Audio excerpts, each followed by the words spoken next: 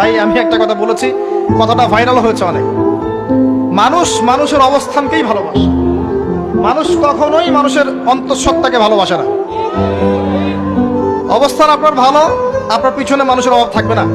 আজকে আপনার ক্ষমতা আছে, পাওয়ার আছে, খ্যাতি আছে, ইত্যাদি আছে, মানুষ দেখবেন পিছনে ঘুরঘুর করছে, ঘুরঘুর করছে, এবং এরা কিন্তু সবাই সবার স্বার্থেই ঘুরঘুর করছে।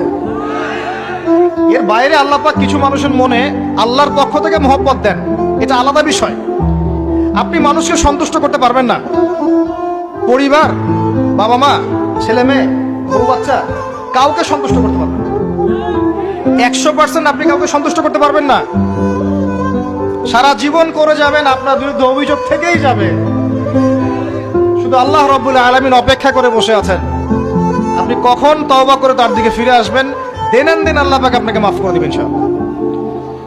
আল্লাহ পাক বলেছেন, শুনেন, ইল্লা মান তাবা, যে অনেক গুনাহ করেছে, শিরক করেছে, জিনা করেছে, মদ খেয়েছে, বেদাত করেছে, হারাম খেয়েছে, আল্লাহ পাকের অবাধ্য হয়েছে, নামাজ পড়ে নাই, যাকাত দেয় না, ইত্যাদি ইত্যাদি অনেক অন্যায় করেছে,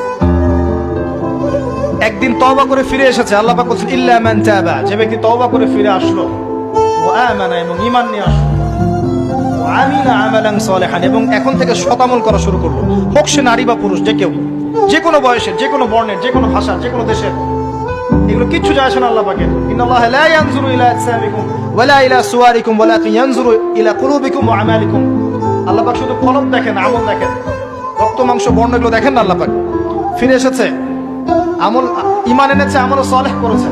আল্লাহ পাক বলেছে উলাইকা, এরাই তারা, ইউবাদদিলুল্লাহু সাইয়্যাতিহিম হাসানাত, এরাই সেই ব্যক্তি যাদের সমস্ত গুনাহকে আমি আল্লাহ নেকি দিয়ে পরিবর্তন করে দেব।